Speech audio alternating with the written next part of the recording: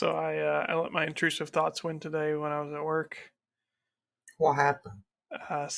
Someone was drinking a bottle of water, standing like in front of me, and just something about the way they were chugging it down was asking for me to squeeze the bottom of that bottle so it all squirted out Oh all my over them. god. And I did it, and I instantly felt pretty bad, and I was like, I'm sorry. You allow the dark recesses of your mind to take control. Yeah, they made a decision for me, and I felt bad after, but it was funny. I will say.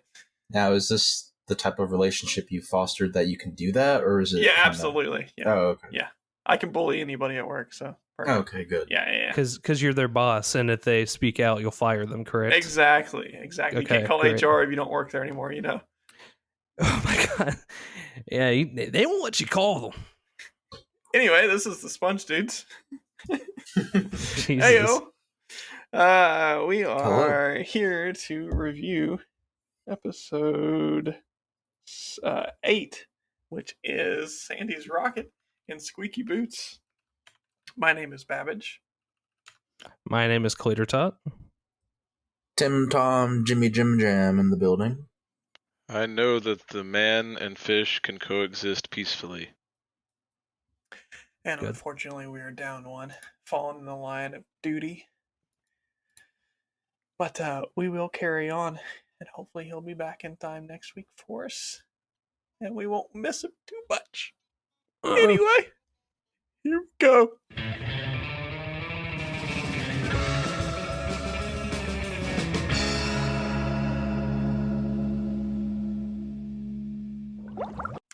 Alright, so as I said, we are on episode 8, which is Sandy's Rocket starting off here.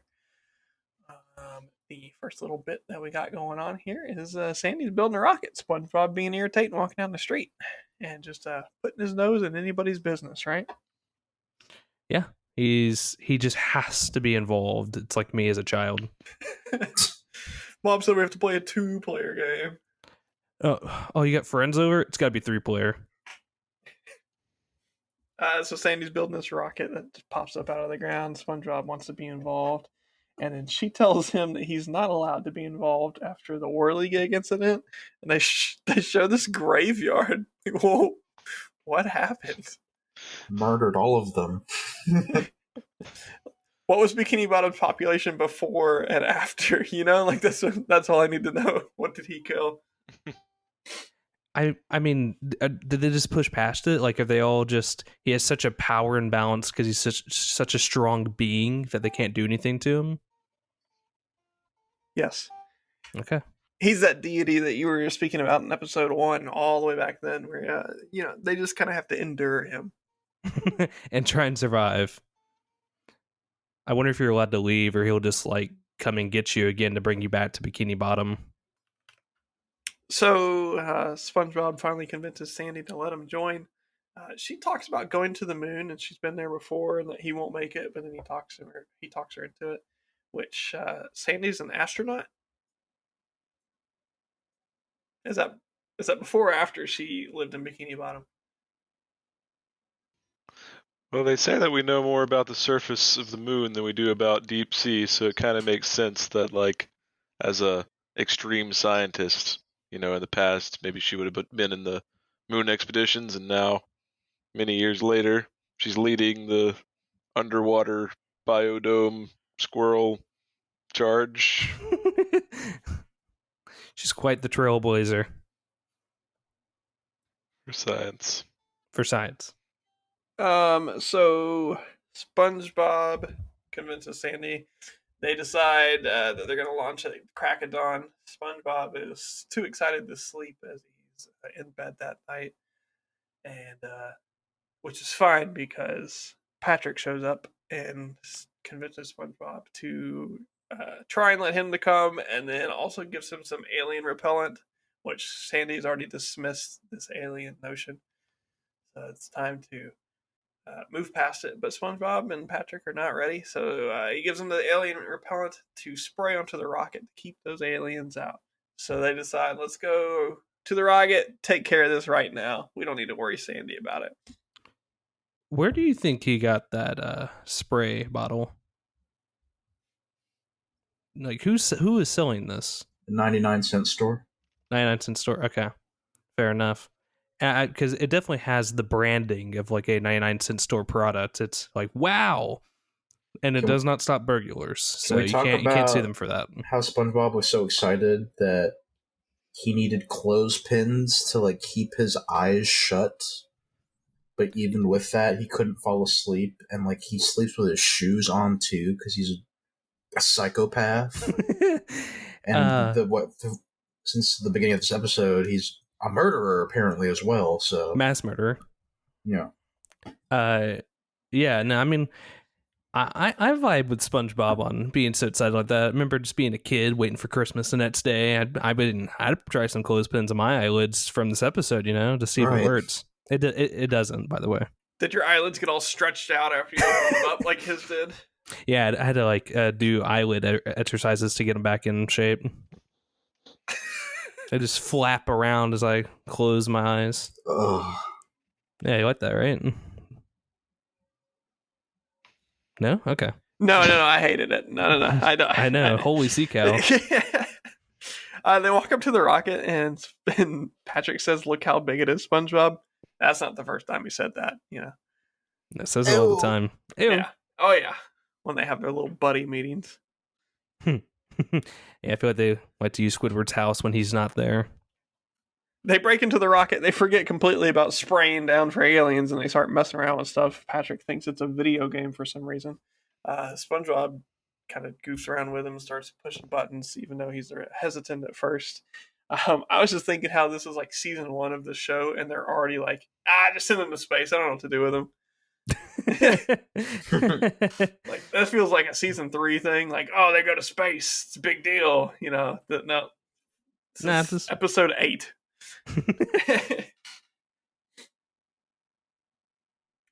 So then they push enough buttons to where they eventually launch the rocket. Don't forget, they start shaking. I was just gonna skip past that. I didn't like that. No. Space vibrator.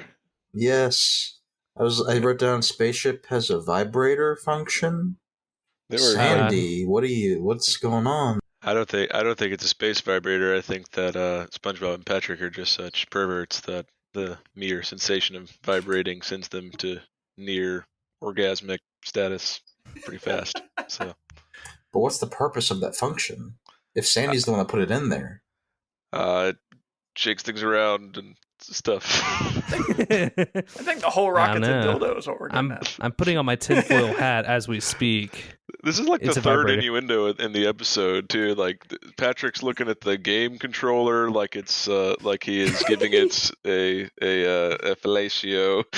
There's the "it's so big" line. There's them exclaiming in ecstasy while they vibrate. It's a pretty horny episode of a PG rated show. Yeah, it is. It is off the charts. It is at some points a tad bit uncomfortable just how horny they are. So, as said, they figure out a way to launch the rocket. How much force would it take to launch a spaceship from like underwater? Like it takes enough, like when it's just on the surface, right? But to go from underwater up to space, that would be an insane amount. The deep trenches of underwater too. Rocket fuel and stuff. So they launch into space. They circle the moon like 6 times and then crash back down in the Bikini Bottom. They emerge in their spacesuits with their guns that Sandy's made for collecting space rocks, which just shoots out big nets. And then they see Gary. And then SpongeBob says that this is an alien mind trick. And that they're just invading their brain to make them think they're back at home. That these are all aliens and they need to capture everyone and take them back. And so they start shooting everyone that they see with the net guns. Yeah, I like the way they toss Gary like a basketball that they scored with, and there's a convenient scoreboard there as well. Ding! 1. Ding. Then they break into Squidward's house, who's asleep, and he has a hot water bottle underneath him. And they talk about how ugly he is like 3 times. It's disgusting. Look and at they it, uncover Patrick. him. It's disgusting. They uncover him, and there's that water bottle there, and they think it's his egg sac. Stinky. Yeah, and Patrick comments that it's stinky, which is interesting because in later episodes, Patrick can't smell because he doesn't have a nose. So they just kind of decide when that is and when it's not, you know? Hmm. That is true. And also, Squidward's in a new sleeping get-up this time. I think I prefer this one. Oh, he's got a little moo on. Yeah, I really like it. I think Don't it looks worry, good. we can still see his bottom half. Of course. You wouldn't dare cover that. He wouldn't dare. They take this water bottle out and they think it's his egg sac, and SpongeBob is holding it, and they go to inspect it, and so they get a flashlight to shine underneath it through SpongeBob's hands, and you can see his hands through it, and then they go twins together in unison. Great meme. That's a good bit. So then they capture Squidward, and then they end up capturing pretty much everyone else in Bikini Bottom, and they're trying to stuff them into the rocket ship to take them back to show Sandy the aliens are in fact real. And in the background, you see someone who's inside on these nets, and it's just a gigantic whale. Like a character that we never see or never hear about, but it's just like a full-size whale. just off in the background. Those netting guns are highly efficient. Lots of ammo, too. Oh, it just pumps. It just creates it somehow. So Sandy, during all of this, figures out they've launched the rocket, and he goes up to space with a jetpack, lands on the moon, realizes that they're not there, and then comes back. When she lands, SpongeBob and Patrick are like, this is an alien too. So then they shoot her, and she's pretty mad. And then they throw her into the rocket, and they're like, all right, time to go back. And somehow they reverse a rocket that they crashed into the ground, like back onto the moon. And they crash. And then the people in the back just go, SpongeBob, Patrick, the aliens want to talk to you. And then that's the end of the episode. Yeah, they frustratingly don't explain what happens after they land on the fucking moon. It's such a dystopian ending because the rocket ship seems to be maybe not flyable anymore at this point. They tore him apart limb by limb. When they shot Sandy, did she have the jetpack on? Because then maybe she could just fly them back and forth. Yeah. Or at least fly down and build another rocket. But she has a dome for That's her true. head. It's true. The fish don't. No, SpongeBob I and Patrick guess she could fly down, get a cup of water, and bring it up for him that's to all bring he him needs is down. a cup. Water. Yeah. Just a cup of water. Water. Do you dry out in space? I mean, they need the oxygen like passing through their gills and stuff, but like, I mean, they would freeze, right? yeah, they would freeze Okay. instantly. Yeah. All right. Anyway, this is the thing, by the way. They because it turns out like SpongeBob and Patrick are talking to each other, and they're like, "You're the alien," because they realize they've caught everyone and there's no one left. And so then they start arguing about who's the alien, and then Patrick shoots himself, saying that he is the alien. He didn't even know it the whole time. So it's just the movie The Thing from 1982. Nice. I never picked up on that through the sheer fact of never seeing The Thing 1982. So it's good. It's a good pickup. The classic Kurt Russell joint. So there you go. That is the episode Sandy's Rocket. Yeah, and also, last thing I wanted to point out is I don't like the way that the guns are kind of demonstrated this episode. It's kind of scary because they hold Mr. Krabs at gunpoint when they find him, and he's begging for his life, and they still shoot him. Shoot me, but don't take me money. We know what's important to Mr. Krabs, and it's his money. Yeah. It's further reinforced in the upcoming episode. He's consistent. That's what we call foreshadowing. Whoa. Oh.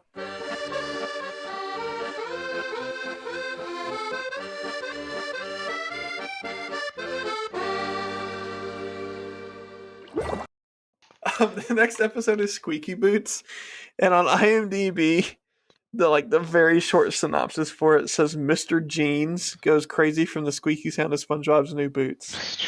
Mr. Jeans. That's his name. Oh, his name's Eugene. Got it. Oh. It could be, or Krabs could have autocorrected. Fucking jeans. I mean, they're all right beside each other. So that's fine. Either way is good. I'll take either Mr. one. Blue Jeans. Mr. Blue Jeans Crab, as we all know him. Blue jeans crab. So the opening of this episode is Mr. Krabs introducing us to his daughter by singing a song, letting us know that his daughter's name is Pearl, and she is a whale. And then we cut to seeing Pearl, and she is in fact a whale. And his daughter. And it's his daughter, and it's her birthday. And he gives her a gift, and she says, I hope it's what I asked for. And if you know Mr. Krabs and how cartoons work, it's not. It's not. He gives her a pair of fishing boots. Now, what she originally wanted, it seemed like it was like a pair of clogs. Yeah, flipper Or some For the kind. flower. Because I guess that's what's in the at that time, and all her friends had that. But what are fishing boots? What do they fish? Maybe giant whales, since we never see them. They probably just sink down from all the boats, and they just, sell them. You got to get your logic out of here. That's really morbid, though, right? No, they just dropped them. Hooky is an episode. Like, fishing Yes. still exists in the SpongeBob Yes, but universe. like wearing the fishing boots of the people who are hunting you seems kind of it's- morbid, right? It's just frugal. I mean, why not? It's fruit. I mean, Mr. Krabs is he takes it a bit too far, but he is the epitome of frugal. Yeah. I don't know. He spent $2 whole on those boots. That's right. They bought them on sale. Where does he get these boots from? If this was clearly something crafted for a human to wear, but he's able to buy this at some type of store.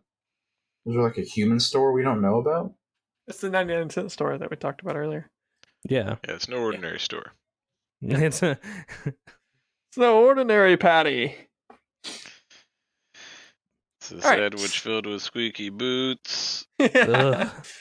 So he takes these boots and he is trying to figure out what he's going to do. He's ruined. He spent $2. Pearl doesn't want them. He can't return them. He bought them on sale. And then SpongeBob walks in his office asking for that paycheck, man.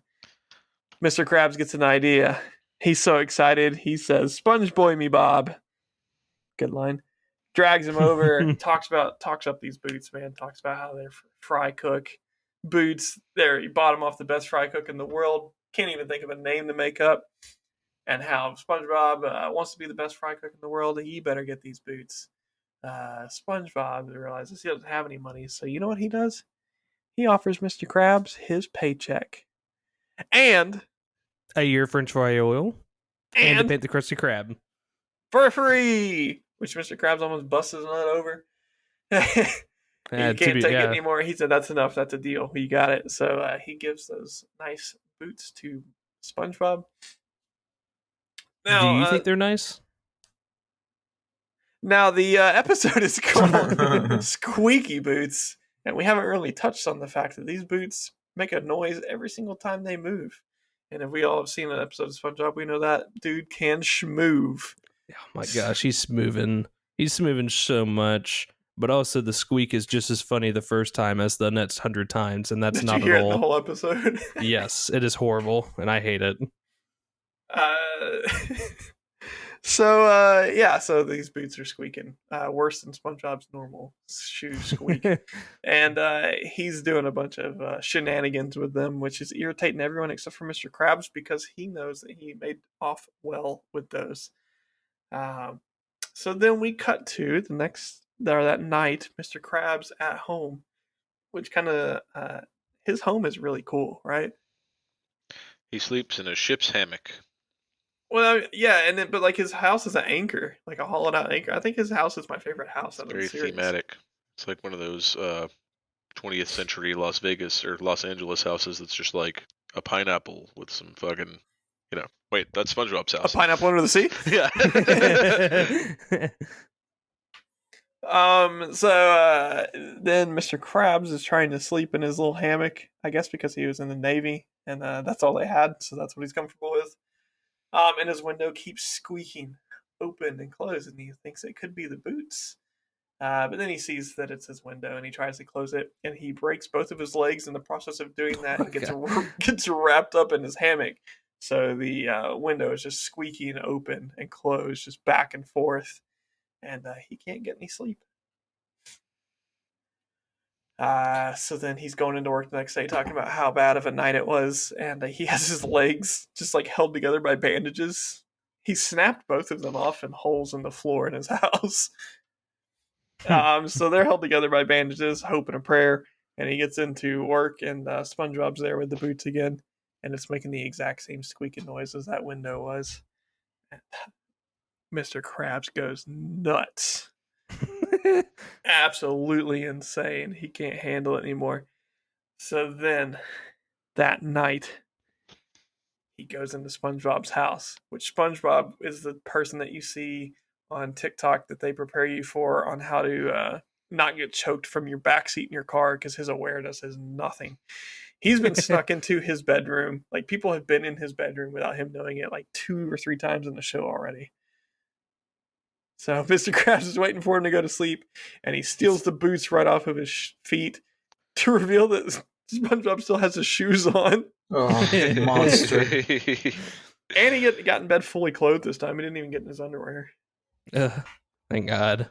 Mr. Krabs takes those boots and runs across to the Krusty Krab. And then we cut to the next morning. SpongeBob comes dragging himself in and was apologizing to Mr. Krabs because he has lost these boots. Yeah. He's pretty disheveled about losing these boots, so you're not sure if he's going to be able to continue. Mr. Krabs starts feeling a little bit guilty about it, and then he starts hearing the squeaks whenever someone talks to him. And then when SpongeBob starts talking to him, he hears the squeaks. And then every sound is the squeak, and he falls into this insane minute-long scene of like his eyes change in different shapes, and he hears like the squeaks and people talking and lips, and sees the boots, and it is just straight out of the Telltale Heart that he hears the heartbeat underneath the floorboards. Rips up the wood.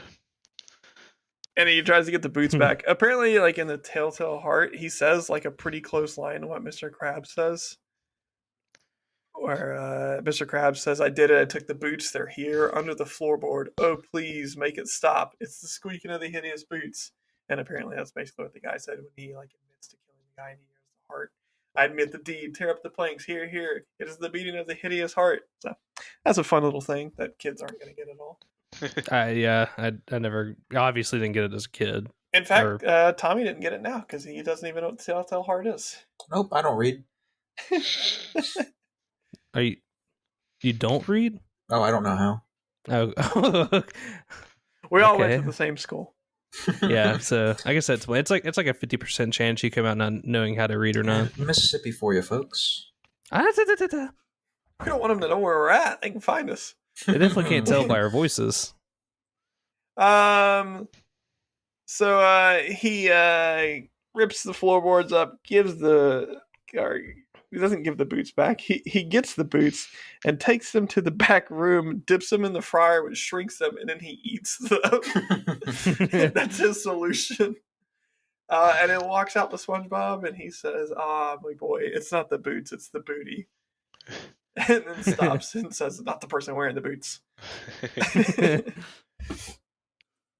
And then he decides he needs to go on a vacation to get away from all this, and he starts hiccuping, and you hear the boots squeaking in his throat. He realizes this vacation is not going to be as relaxing as he thought it was going to be. And Pearl got her clogs. Pearl did get her clogs finally. How much do you think he paid for those? You think he got them on sale? Oh yeah, that's true. I think he just went to Patrick and got him to make them. He did give SpongeBob his paycheck though, and then he said, "And here's a bonus." And then it paused and then said, "Well, there's your paycheck," and takes the bonus back. So at the end of the day, kids, you might get paid. That's the moral of the story, I think. That's it. And that's the episode of Squeaky Boots. Yeah. Yeah, didn't enjoy Squeaky Boots as much, but yeah. I like the part where like Mr. Krabs comes in after having his rough night and SpongeBob is just on a tear, just ruining everybody's day. Squidward takes his vacation and everything, and he just starts doing more schmoovin' in the boots. And it just felt like the vibe's going like, could he do this or this or this? It feels like a kid who comes up to you and's like, hey, do you want to hear me count to 100? And then they start like 1, 2, 3, 4, then they mess up and restart. That's what it feels like. Also, like, the stuff that he was doing is things he could do without the boots. He was just serving people the food. But really good. I guess. I don't know. He does a spin. Look what I can do, guys. I can get this plate of food and shift to the left. And then shift to the right. It's got real main character energy in this episode. Oh wait, the show is named SpongeBob SquarePants. He is write that down. Write that down. But he doesn't know it. He's got main character energy. And also, what do you guys think of tall SpongeBob? You think he looks better tall? He's a lot sexier, I gotta admit. Those thigh highs. I do like long leg SpongeBob because I associate with that. I do have long legs, but we're not there yet. Not to the prom episode yet. Oh no, I prefer the SpongeBob where it's just eyes and a brain. Oh yeah. Yeah, that's Pete SpongeBob. So, if you guys want to go through and give me your rating and your favorite bit. Okay, I'll go first. So, first part we have, what's the space shuttle episode? Yeah. You're ranking them together. And then we have Squeaky Boots. That's right, that's the episode we I just thought. watched. Thank you, Baby J. Thank you. Yeah. Thank you for keeping me on track. All right. Yeah. This episode I didn't enjoy it quite as much as the previous one. There were some funny moments, but Squeaky Boots, I got pretty tired of the squeaking pretty quickly, so it was very grating to me. So overall, I'd probably give it 3 Spongies out of 5, just 60%. It's not the worst episode, but definitely not the best. Interesting.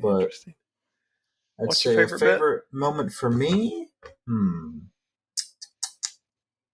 would have to say, let's see.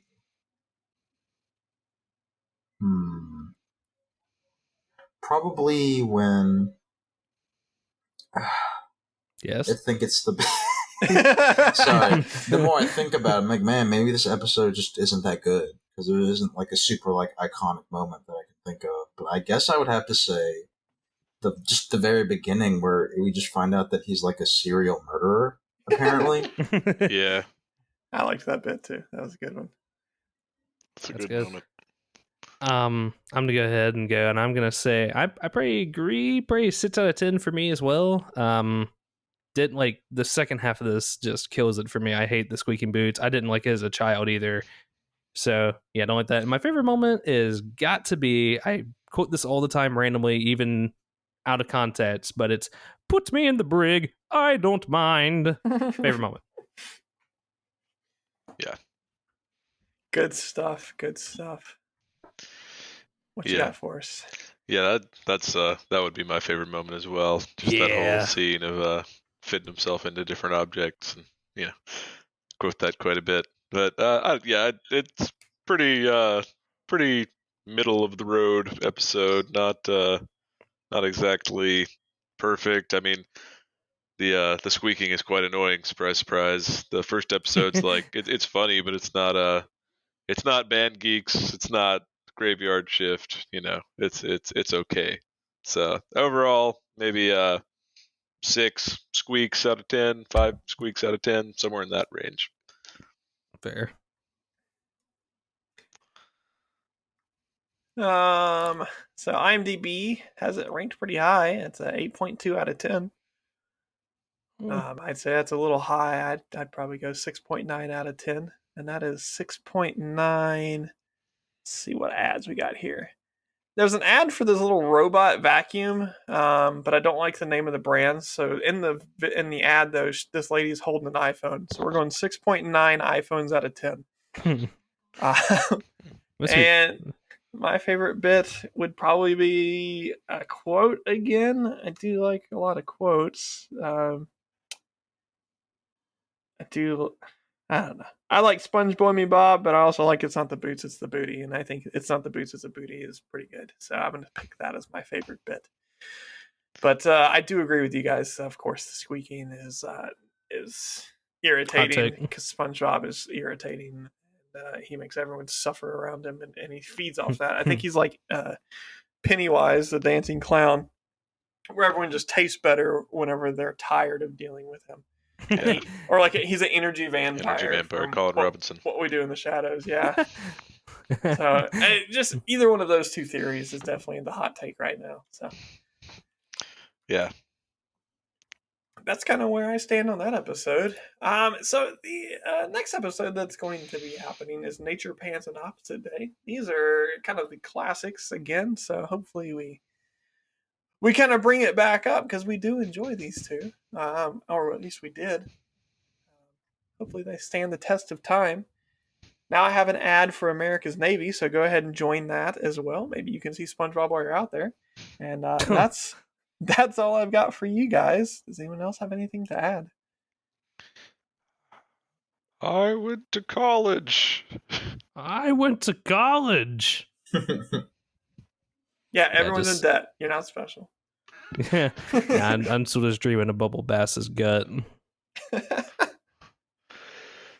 Anyway, I guess that's it for us. We'll see you next time. Goodbye, Sponges. Bye, Spongies. Sweet sponge dreams. Oh, you got us there. Bye.